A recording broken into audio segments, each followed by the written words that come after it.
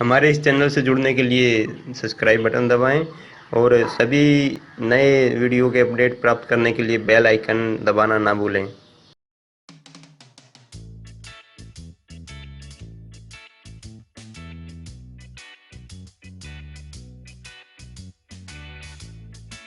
कलकत्ता में कौन सा गीत था वो? हिंदुस्तान में ब्रिटेन के लोगों के समर्थक बहुत बड़ी संख्या में रहे और ना सिर्फ ब्रिटेन के समर्थक रहे बल्कि अंग्रेजों के तलवे चाटने वाले घराने इस देश में रहे। अंग्रेजों की जी हजूरी करने वाले घराने इस देश में रहे और जिन खानदानों ने अंग्रेजों के जितने ज्यादा तलवे चाटे उन्हीं खानदानों का नाम इस देश में गर्व से लेते हैं लोग। जो अंग्रेजों के सबसे ज्यादा पिट्ठू बनकर रहे, जो अंग्रेजों के चरणों में साष्टांग बिछ जाते थे, ऐसे ही लोगों को इस देश के इतिहास में पढ़ाया जाता है।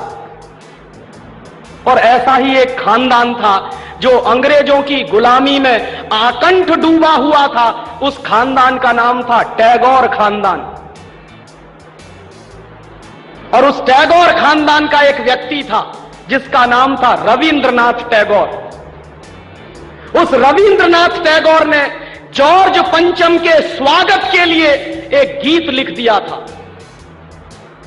और ना सिर्फ उस आदमी ने वो गीत लिखा बल्कि कलकत्ता में जब जॉर्ज पंचम पहुंचा और उस भरी सभा में जहां लाखों लोग उपस्थित थे, हिंदुस्तान की गुलामी का गीत गाया गया और ब्रिटेन के राजा का सम्मान किया गया। और यह काम रविंद्रनाथ टैगोर ने अपने मुंह से किया।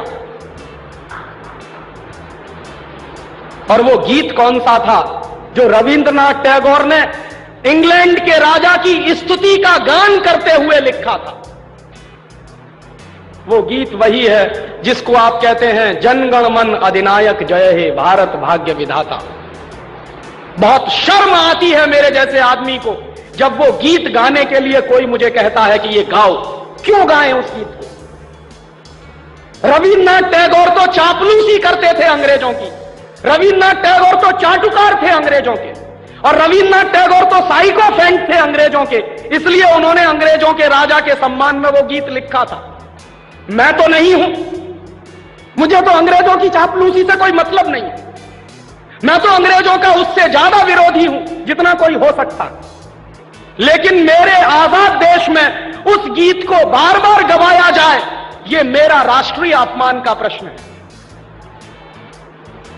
और जिस गीत को अंग्रेजों के राजा जॉर्ज पंचम के स्वागत में गाया था रविन्द्रनाथ टैगोर ने, वही गीत 5 दिन पहले दिल्ली के एयरपोर्ट पर गाया गया महारानी के सम्मान में। आपने कभी ध्यान दिया है उस गीत के शब्द क्या हैं और उन शब्दों का मतलब क्या है? जनगण मन अधिनायक जय हे, हिंदुस्तान की जनता के मनों के अधिनायक तुम्हारी जय हो,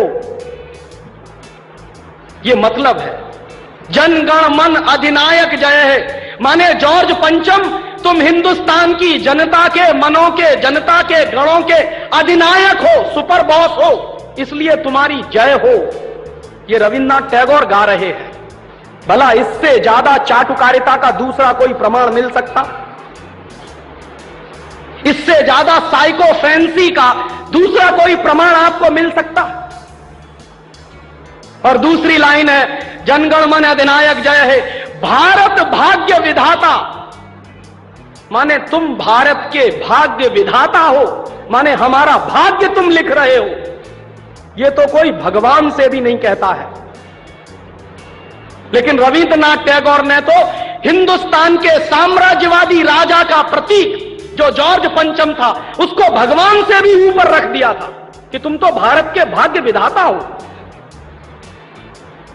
पंजाब सिंध गुजरात मराठा द्राविड़ उत्कल बंग, विंध्य हिमाचल यमुना जंगा, उच्छल जलद तिरंग, तब शुभ नामे जागे तब शुभ आशीष मांगे। माने पंजाब सिंध गुजरात मराठा द्राविड़ उत्कल बंग, ये सारा हिंदुस्तानी इलाका तुम्हारे लिए आशीष मांग रहा है, तब शुभ आशीष मांगे। तुम्हारी भलाई की प्रार्थना कर रहा है।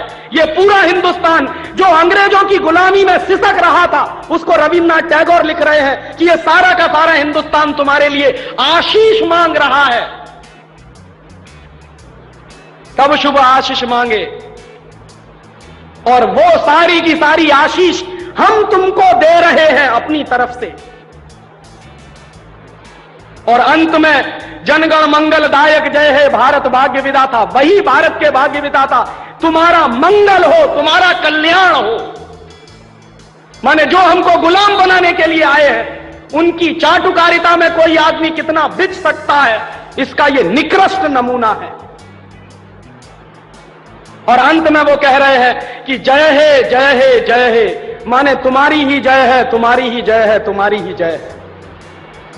ऐसा गुलामी का प्रतीक गीत ये गुलामी के दिनों में गाया गया एक ऐसे हिंदुस्तानी की तरफ से जिसको शायद आप बड़े श्रद्धा की नजर से देखते हैं। और ये गीत जब गा दिया था उन्होंने और चरणों में बिछ गए थे रविंद्रनाथ टैगोर, तब अंग्रेजों ने उनको नोबेल प्राइज दिलवा दिया था पुरस्कार के रूप में। रविन्द्रनाथ टैगोर को ऐसे ही नोबेल प्राइज नहीं मिला था। अंग्रेजों ने कुछ नियम बनाए थे, कुछ परंपराएं बनाई थी। और अंग्रेजों के नियम क्या थे? जो अंग्रेजों की जितनी ज्यादा चाटुकारिता करे, जो अंग्रेजों के जितने ज्यादा पैर चाटे, उसी को अंग्रेजी सरकार राय बहादुर का खिताब देती थी। उसी को अंग्रेजी सरकार हिंदुस्तान में और इंग्लैंड में नाइटहुड की पदवियां दिया करती थी। ऐसे ही लोगों को अंग्रेजों की तरफ से इनाम मिलते थे, क्योंकि वो अंग्रेजों के चरण चाटते थे और हिंदुस्तान को गालियां देते थे। और ऐसे चरण चाटू लोग, आपने नाम सुना है, हिंदुस्तान के राजाओं के दरबार में कुछ चारण और भाट हुआ करते थे। वो चारण और भाट क्या करते थे? राजा चाहे जितना गंदा हो, चाहे जितना बदमाश हो, चाहे जितना लफंगा हो, लुच्चा हो, वो चारण और भाट हमेशा राजा की प्रशंसा ही करते थे। बदले में राजा उनको कुछ इनाम बांटता था।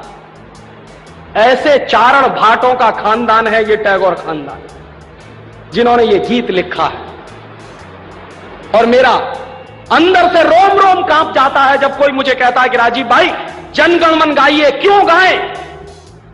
हिंदुस्तान का गीत नहीं है जनगण मन अधिनायक जय। हिंदुस्तान का गीत तो वंदे मातरम रहा है।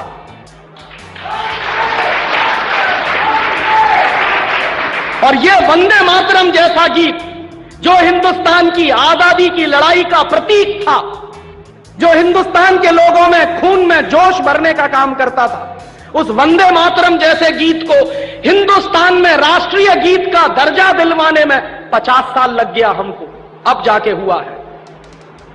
लेकिन जो गुलामी के जमाने का गीत था, जनगण मन अधिनायक जय है, वो आजादी के तुरंत बाद हिंदुस्तान के उन गुलाम लोगों ने, जो शरीर से आजाद होंगे लेकिन दिमाग से गुलाम होंगे, हिंदुस्तान का राष्ट्रीय गीत बनाया था उन्होंने। और आप में से बहुत कम लोग जानते होंगे कि कांग्रेस के 2 अधिवेशन हुए थे, जिन दोनों अधिवेशनों में यह फैसला हुआ था सर्वसम्मति से कि हिंदुस्तान की आजादी के बाद जनगण मन हमारा राष्ट्रीय गीत नहीं रहेगा। यह फैसला हुआ था कांग्रेस की समिति में। लेकिन उन्हीं कांग्रेस के लुच्चे नेताओं ने आजादी के बाद उसी को अपने देश का राष्ट्रीय गीत घोषित करवा दिया। इससे ज्यादा शर्म की दूसरी बात कोई हो नहीं सकती।